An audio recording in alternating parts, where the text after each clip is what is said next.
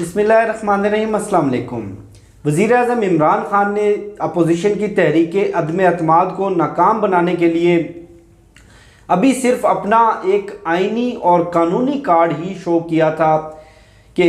पूरी जो गेम है वो अपोजिशन के हाथ से निकल कर स्पीकर कौमी असम्बली के हाथ में आ गई है। बहुत सारे लोग ये समझते हैं कि तहरीक अदम एतमाद का मामला अब चूँकि आइन के आर्टिकल 63A की तशरीह सुप्रीम कोर्ट ने करनी है और सुप्रीम कोर्ट ऑफ पाकिस्तान इसके ऊपर लार्जर बेंच बना चुका है। लार्जर बेंच इस मामले के ऊपर सदारती रेफरेंस पर समाअत 24 मार्च को करेगा। अब सवाल ये भी है कि लार्जर बेंच के अंदर कितने जजेस शामिल होंगे, कौन कौन से जजेस शामिल होंगे, और सबसे बड़ा सवाल कि चीफ जस्टिस ऑफ पाकिस्तान के बाद सुप्रीम कोर्ट में मोस्ट सीनियर जो जजेस हैं उनमें जस्टिस काजी फाइज ईसा भी शामिल हैं। क्या जस्टिस काजी फाइज ईसा भी इस लार्जर बेंच का हिस्सा होंगे? ये तमाम तर सवालात अपनी जगह, लेकिन आज अटारनी जनरल ऑफ पाकिस्तान ने जिस तरह एक बारीक से कानूनी नुक्ते पर एक कहने के कानूनी ट्रैप बिछाया उन्होंने अपोजिशन के लिए, और opposition attorney general of Pakistan के उस कानूनी फंदे में आकर फंस गई। एक तो आप देखें कि अपोजिशन की जो सबसे पहली प्ली थी, जो सबसे पहली उनकी दरख्वास्त थी सुप्रीम कोर्ट ऑफ पाकिस्तान से, वो ये थी कि चूँकि आइनी तौर पर स्पीकर कौमी असम्बली पाबंद हैं कि वो तहरीक अदम एतमाद फाइल होने के 14 रोज़ के अंदर अंदर कौमी असम्बली का इजलास बुलाएं। 21 मार्च को ये इजलास बुलाया जाना था। स्पीकर कौमी असम्बली ने 21 मार्च को ये इजलास नहीं बुलाया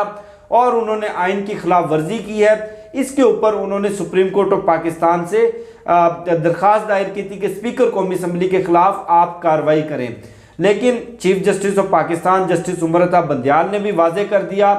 कि पार्लियामेंट का मामला, पार्लियामेंट की लड़ाई आप पार्लियामेंट की हद तक रखें, और अगर आपको कोई इसमें कोई किसी तरह का रिलीफ चाहिए, अगर आपने पार्लिमानी लड़ाई लड़नी है, आपने जमहूरी लड़ाई लड़नी है, तो पार्लियामेंट का फोरम मौजूद है। आप जाएं स्पीकर के खिलाफ दरख्वास्त दें, आप जाएं स्पीकर के खिलाफ जो भी कार्रवाई की जा सकती है आप पार्लियामेंट के अंदर रहते हुए वो कर सकते हैं। यानी कि speaker national assembly Asad Qaiser के पास इस वक्त वो तुर्क का पत्ता है जो अपोजिशन की पूरी गेम को एक लम्हे के अंदर अंदर मुकम्मल तौर पर बदल कर रख देगा। वो कैसे, वो भी मैं थोड़ा आगे चलकर समझाता हूँ। और जो दूसरी प्ली थी, यानी कि सुप्रीम कोर्ट ऑफ पाकिस्तान ने उनकी ये दरख्वास्त मुस्तरद कर दी, उनका ये दावा मुस्तरद कर दिया और कहा कि स्पीकर नेशनल असम्बली मुकम्मल तौर पर बाख्तियार हैं, उनके पास अख्तियारात हैं, आइन में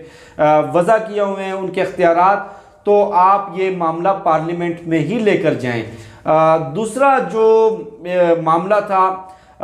आर्टिकल 63A की तशरीह का 4 सवालात के जवाब मांगे थे। 4 सवालात के पहला सवाल ये था कि फ्लोर क्रॉसिंग क्या वोट डालने से पहले, यानी कि वो ऐलान कर चुके हैं, वो अपोजिशन के साथ जाकर मिल चुके हैं, क्या फ्लोर क्रॉसिंग का कानून अभी उन पर लागू हो जाएगा, उनके खिलाफ कार्रवाई हो सकती है, या वोट डालने के बाद उनके खिलाफ कार्रवाई होगी? और तीसरा ये था कि नाअहली क्या ताहयात होगी, या नाअहली सिर्फ ये जो मौजूदा टन्योर है पार्लियामेंट का इसकी हद तक होगी और वो अगले आम इंतखाबात लड़ सकते हैं। उस पर जो जस्टिस मुनीब अख्तर हैं उन्होंने आइन के आर्टिकल 95 का हवाला दिया और उनके कुछ रिमार्क्स थे जो आज जो हुकूमत के हामी हैं वो बड़ा उसको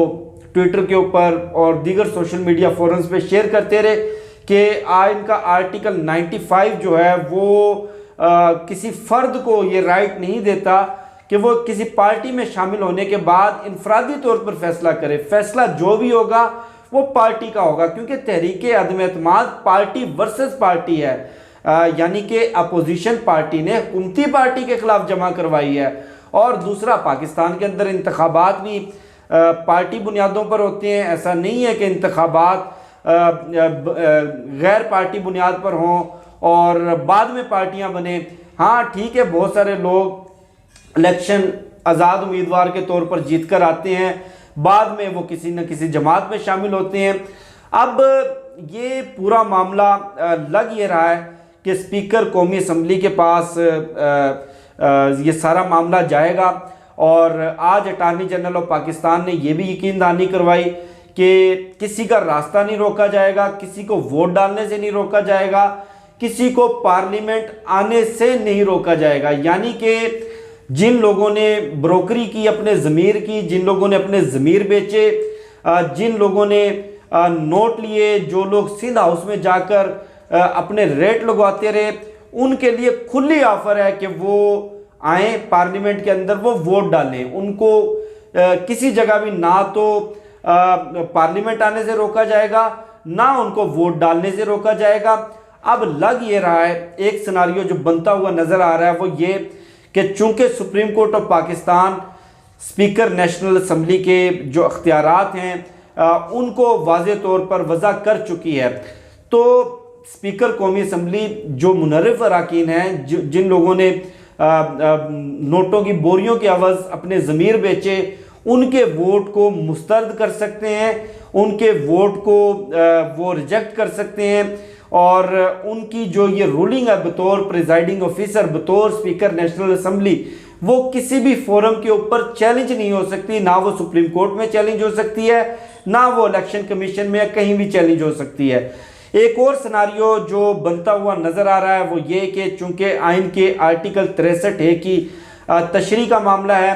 और आइन का आर्टिकल 63A ये 1997 के अंदर ये एक अमेंडमेंट करके पाकिस्तान के आइन में शामिल किया गया था, और इसकी जो रूह थी, इसका जो मकसद था वो हॉर्स ट्रेडिंग को रोकना था। अब चूंकि वो कहते हैं ना कि कानून मकड़ी का ऐसा जाला है जिसमें हमेशा कमज़ोर फंसते हैं और ताकतवर उसको फाड़ कर निकल जाता है। जब आइन के अंदर से, कानून के अंदर से कमज़ोर रास्ते तलाश करके हॉर्स ट्रेडिंग की जाएगी, तो फिर उस कानून का या तो कोई फ़ायदा नहीं है, उसकी रूह ख़त्म हो गई, या फिर उसको उसकी पूरी रूह के साथ जिस मकसद के लिए उसे बनाया गया था उसको इम्प्लीमेंट किया जाए। अब ये तो किसी सूरत भी नहीं हो सकता कि सुप्रीम कोर्ट ऑफ पाकिस्तान ये बदनुमा धब्बा या बदनुमा कालक जो हॉर्स ट्रेडिंग की है वो अपने माथे पर सजाए कि नहीं जी आप जाएं, आपका ज़मीर चूंकि बहुत ज़ोर से आया है आपको, आप अपने ज़मीर की आवाज़ के मुताबिक, आप अपने जो आपका दिल चाहता है उसके मुताबिक आप अपोजिशन के साथ जाकर मिल जाएं और हुकूमत के ख़िलाफ़ वोट दे दें। ये जो सिनारियो है कि सुप्रीम कोर्ट ऑफ पाकिस्तान इजाज़त दे देगी, इसके चांसेस बेहद कम नज़र आ रहे हैं। ये मेरा तज्जिया है, ये कोई ख़बर या कोई इस तरह की कोई अंदरूनी कहानी नहीं है, मेरी ज़ाती राय है, मेरी अंडरस्टैंडिंग है। मुझे जो लग रहा है इस पूरे मामले के अंदर वो यही लग रहा है, एक पॉसिबिलिटी तो स्पीकर असद कैसर ये तो डिफाइंड हो गया, क्योंकि देखें आइन के अंदर वाज़े तौर पर लिखा हुआ है, मुझे वो आर्टिकल भूल गया, गालबन 58 है आइन का आर्टिकल,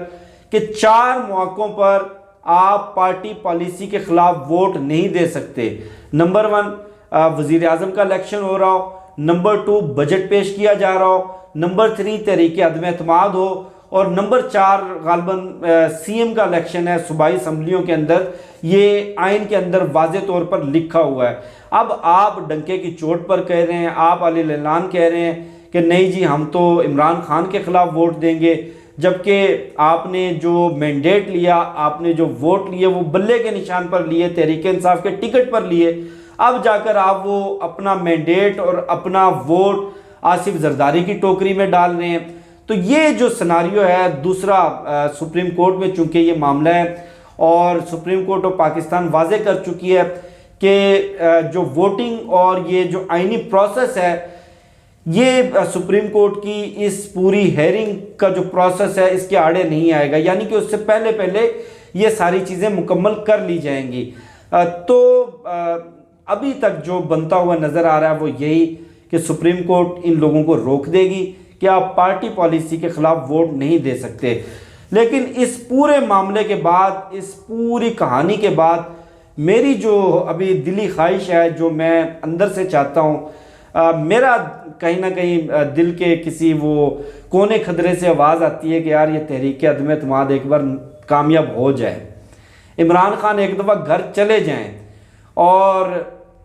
मौलाना फजलुर रहमान सदर पाकिस्तान बन जाएं, शहबाज शरीफ वज़ीर आज़म पाकिस्तान बन जाएं, हमज़ा शहबाज को एक दफ़ा पंजाब का वज़ीर आला बना दिया जाए, उसके बाद इस वतन को, इस मुल्क को जिस तरह जंगली दरिंदों की तरह ये लोग नोचेंगे, जिस तरह ये खसोटेंगे, जिस तरह इसके साथ रेप करेंगे मुल्की वसाइल के साथ, जो लूट मार मचेगी, जो गदर मचेगा,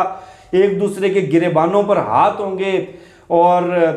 कोई पेट फाड़ के लूटी दौलत निकाल रहा होगा, कोई लाड़काना की सड़कों पर घसीट रहा होगा, तो वो तमाशा एक बार 22 करोड़ अवाम देख ले, इनकी जो दिली मुरादें हैं वो पूरी हो जाएं, ताकि जो पटवारी और बटवारी और फजलांडू जिनको बहुत ज़ोर से इनकलाब आया हुआ है, बहुत ज़ोर से जमहूरियत आई हुई है, वो भी इस जमहूरियत का मज़ा चख लें, ताकि इनको पता चले किस भाव बिकती है और इमरान खान ने इस मुल्क के लिए कितना डिलीवर किया और इमरान खान इस मुल्क को कहाँ ले जाना चाहता था और ये सारे के सारे लोग इस मुल्क को मिलकर कहाँ लेकर आ गए। बहरहाल ये आज की बड़ी अपडेट्स थी जो मैंने आपके साथ शेयर की। मुझे शफकत अली को दीजिए इजाज़त, इंशाल्लाह फिर नेक्स्ट वीडियो में मुलाकात होगी। अल्लाह हाफिज़। पाकिस्तान जिंदाबाद।